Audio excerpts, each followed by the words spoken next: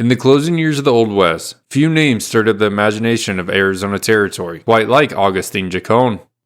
Newspapers painted him as a ruthless border outlaw, a hard-riding bandit slipping back and forth across the Sierra Madre with a gang of desperados at his back. To readers of the time, he was the very image of the frontier villain, the Mexican bandit who himself claimed to have killed 30 gringos. A man said to have left a trail of robbery, gunfights, and murder stretching across the borderlands. But like many legends of the American West, the story of Augustine Jacone is not as simple as the headline suggested.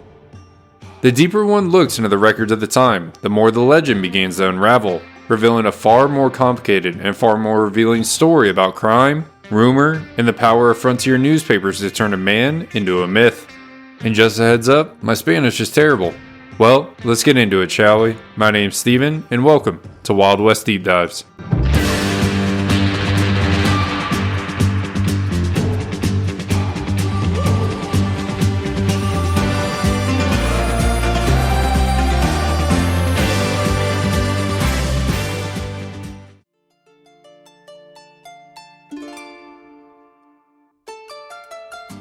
Biographical details about Augustine Jacone's early life are frustratingly scarce, and even the basic facts about where he came from remain uncertain.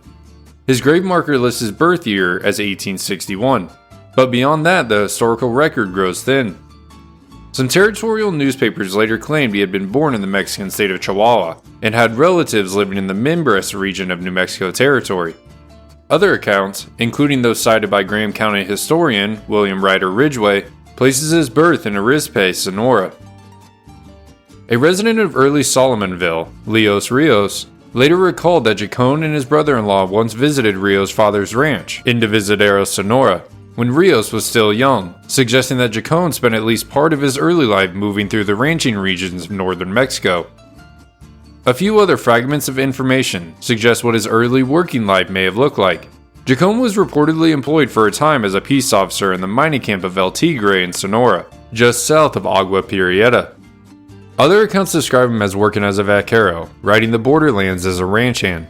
In the same accounts, however, there are hints that he may have also drifted into rustling cattle and horses, a crime that was common along the porous Arizona-Sonora border, where livestock frequently moved between jurisdictions.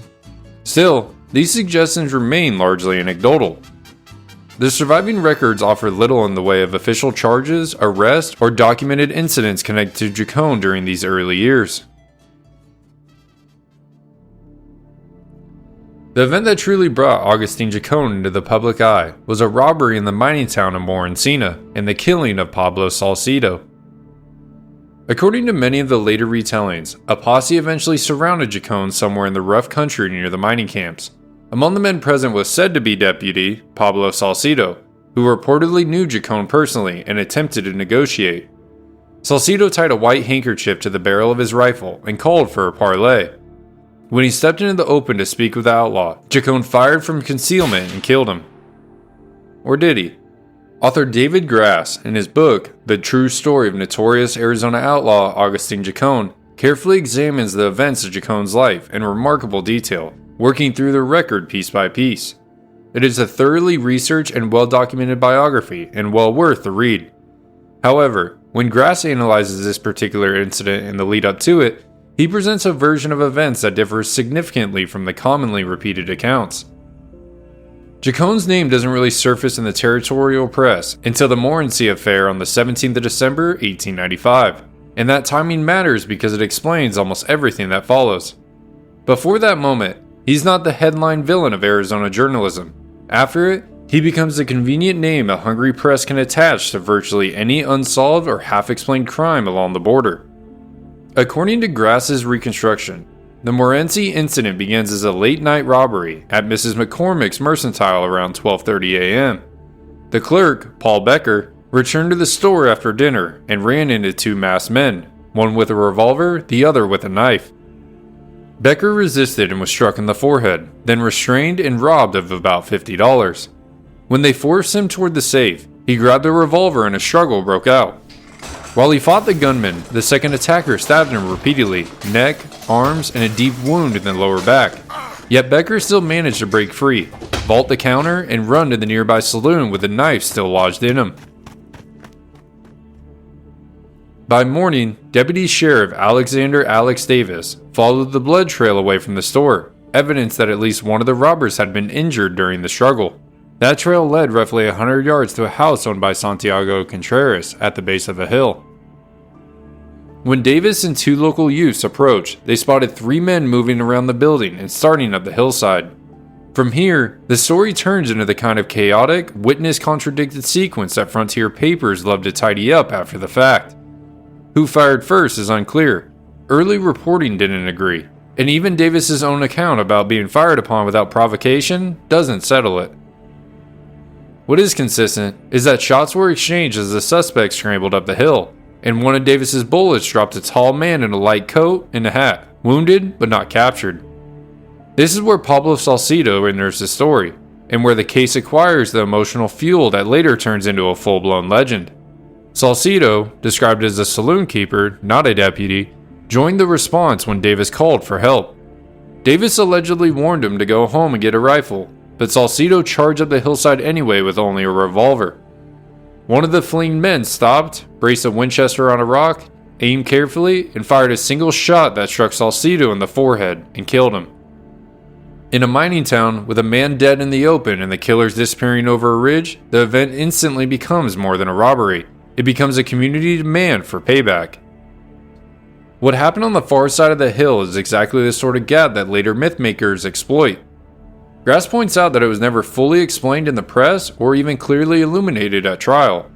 One account suggests Davis and armed townsmen circled around and intercepted the suspects as they came down the other side. In the ensuing gunfight, 2 suspects were killed. A third man was found wounded, arm shot through, the bullet grazing his chest, and he was taken into custody.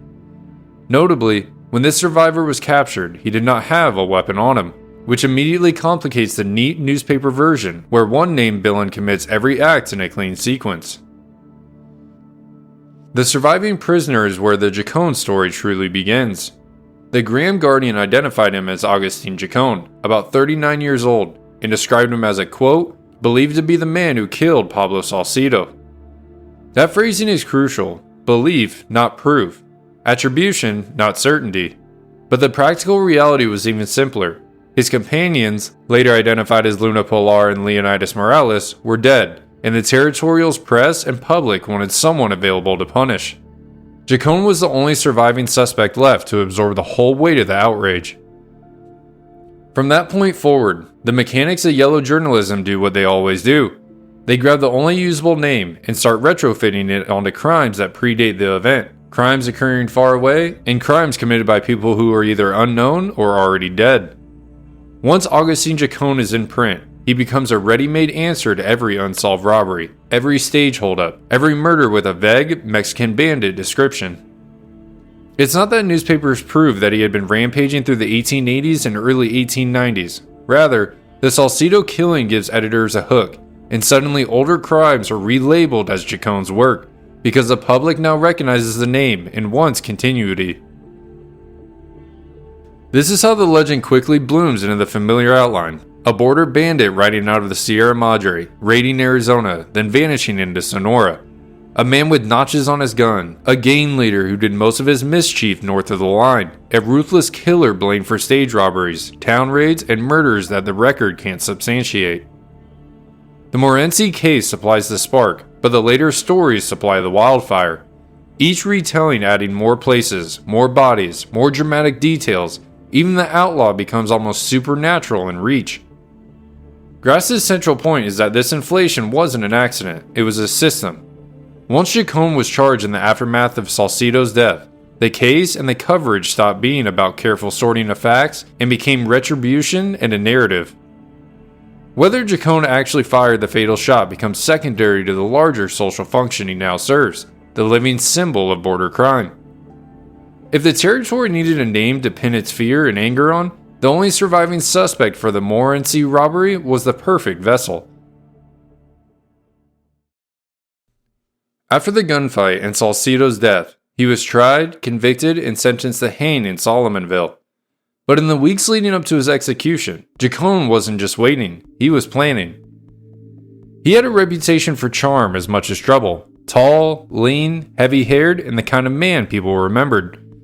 In the nearby camps and border towns, some locals romanticized him as a Robin Hood type figure, and the nickname El Peludo, the hairy one, followed him like a brand. Whether that image was earned or manufactured, it meant one thing in a practical sense: he had people willing to help. The story goes that one of his admirers found a way to get him a tool without raising suspicion, slipping a hacksaw blade into the spine of a Bible and delivering it straight into the jail. Inside, Jacone wasn't alone. Other prisoners had instruments: violin, guitar, concertina, and at night they played loud corridos that conveniently swallowed any suspicious sounds. While the music rose, he worked the blade against the iron, a little more each evening, keeping time with the noise. And when the moment finally came, the tale leans fully into its most theatrical detail. The same young woman who'd helped smuggle in the blade distracted the night jailer, drawing him away at exactly the right time. With the guard occupied and the jail echoing with song, Jacone slipped out and disappeared in the dark before anyone realized the cell was empty. But when we step away from the colorful retellings and look at the record that David Grass uncovered, the escape fears far less theatrical and far more practical. On the night of the 9th of June, after learning that the governor would not intervene and his execution would proceed, Jacone broke out of the Solomonville jail using a saw and a small iron bar, tools that were almost certainly smuggled to him by friends on the outside, though no one ever identified who provided them. With these, he cut through the double layer of 2-inch pine boards lining his cell, and then dug through the thick adobe wall into the sheriff's office. The construction of the jail makes the escape all the more surprising. According to temporary reports, the wall he breached consisted of roughly 10 inches of adobe, reinforced by 2 layers of pine boards spiked together with 5-inch nails. Cutting through the wood, prying loose the spikes, and digging through the adobe would have taken time and make a considerable amount of noise. Yet the 2 guards assigned to watch him, Joe Reeves and George Berkner, were reportedly asleep, one in an empty cell and the other in a small office across from Jacone's cell. The escape went unnoticed until the following morning, when a jail trustee entered the office to begin his daily chores and discovered the hole. Newspapers noted that Jacone had visitors the day before the escape and had long been rumored to have friends willing to help him break out, warnings that should have prompted tighter security. The escape quickly became an embarrassment for the county, and the territorial press wasted little time pointing fingers at the guards on duty, Joe Reeves and George Berkner. The Arizona Republican addressed the matter with biting sarcasm, noting that, quote, "It appears that the supervisors of Graham County had employed 3 guards at a salary of $75 a month apiece. The supervisors expected them to watch, but as no specific contract had been drawn up, the guards imagined that they were hired to sleep." Editor Charles C. Randolph continued the criticism, adding that, quote, "These guards not only gave the county a fair, honest sleep, but introduced novelties in the way of snore, for which no extra charge was made to the county." Now, could it be that the more colorful version of events held some truth? That prisoners were playing music in the jail while a woman distracted the guard, giving Jacone the chance to slip away, and afterward, the guard simply claimed he had been asleep to avoid the inevitable criticism? It's possible, but it's also unlikely, and the historical record doesn't give us enough certainty to prove it either way. Still, since we can't say for 100% certain that it didn't happen, maybe we'll just let that version live on in the legend. Once Jacone escaped the Solomonville jail, the next phase of the story began almost immediately: the explosion of reports tying his name to crimes across the territory. Within weeks, robberies and depredations throughout southern Arizona and even parts of New Mexico were suddenly being attributed to the fugitive. Newspaper reports began to follow a familiar pattern.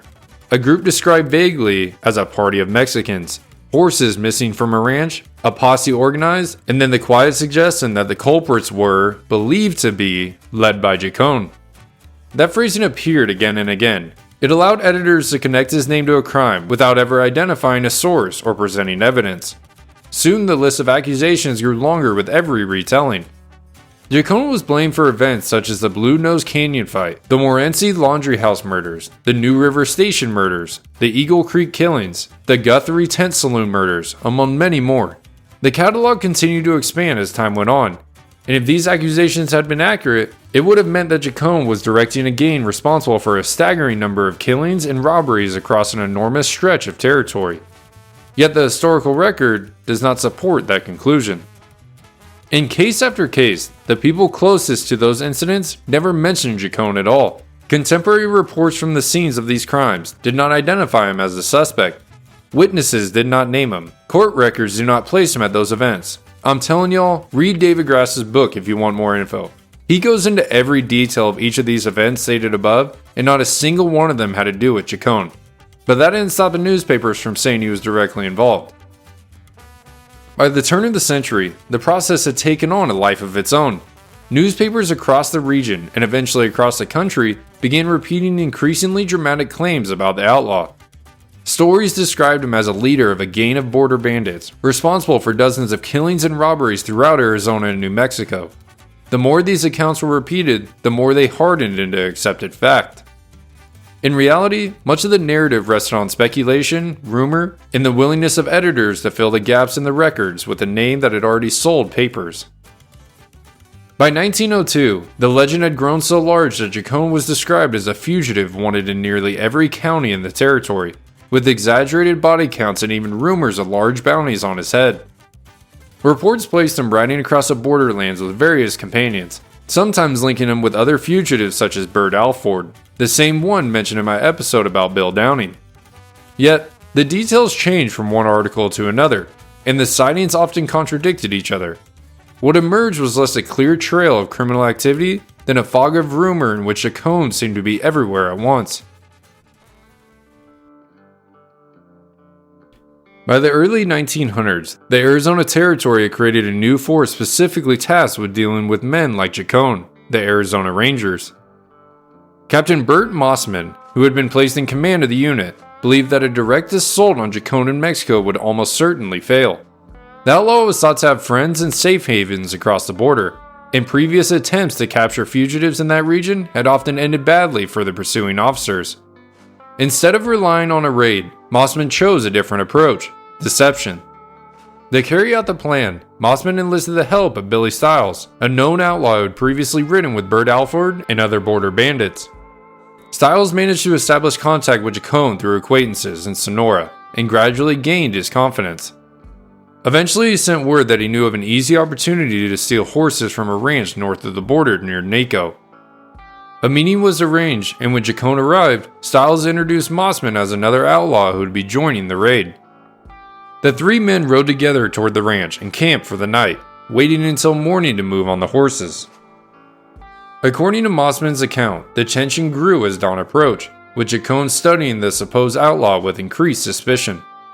When the moment came, Mossman suddenly drew his revolver and covered the bandit, while Stiles pressed a pistol into his ribs. Realizing he had been outmaneuvered, Jacone reportedly smiled faintly and said in Spanish, "Mátame, porque no te atalantas y me matas?" In English, "Kill me, why don't you go ahead and kill me?" Instead, Mossman and Stiles disarmed him and placed him in handcuffs and escorted him back across the border into Arizona custody. Jacone was returned to Solomonville, and, this time, the execution went forward as planned. On the scaffold, he spoke calmly, insisting that although he had committed theft and other petty crimes, he had never murdered anyone. He said his conscience was clear. Grass's book has 3 full pages of exactly what Jacone stated. I just summarized it. But after finishing a cigarette and shaking hands with several of the men around him, he indicated he had nothing further to say. When asked if he was finished, he simply replied, "Sí, es todo." A moment later, he remarked his last words. "It's too late now. Time to hang." After the execution, Augustine Jacone was buried in an unmarked grave in the San Jose Cemetery a few miles outside Solomonville. The physical end of the man was quiet and largely unremarkable, but the legend built around his name continued to live on in print. Newspapers across the county repeated the story of the notorious Mexican bandit, describing him with words like bloodthirsty, desperate, and murderous, and attributing to him dozens of killings that were never firmly proven. In the end, the story of Augustine Jacone says as much about the newspapers of the time as it does about the man himself. A botched robbery, a dead deputy or saloon keeper, a jailbreak, and a dramatic capture were enough to turn a relatively minor criminal into one of the Southwest's most infamous outlaws. Through repetition, exaggeration, and the climate of sensational journalism at the turn of the century, the legend of Jacone grew far larger than the evidence ever suggested. Before wrapping this up, a huge shout out goes to David Grass, whose careful and tireless research dug through newspapers, court records, and long-repeated stories to separate fact from legend. His work doesn't just tell the story of Augustine Chacón, it shows how that legend was built in the first place. Without that kind of dedication to the historical record, many of these myths would simply keep repeating themselves as truth. I hope you all enjoyed this episode on Augustine Jacone. If you did, please give a thumbs up and maybe subscribe. And if you're listening on Spotify, Apple Podcasts, or anywhere else, please give a 5-star rating. All of this really helps me grow and reach new listeners. I'm going to start working on the next deep dive series that will be on Spotify, Apple Podcasts, those outlets, so I may not have weekly posts as they take a lot of time to research, produce, etc. So in advance, I appreciate y'all's patience.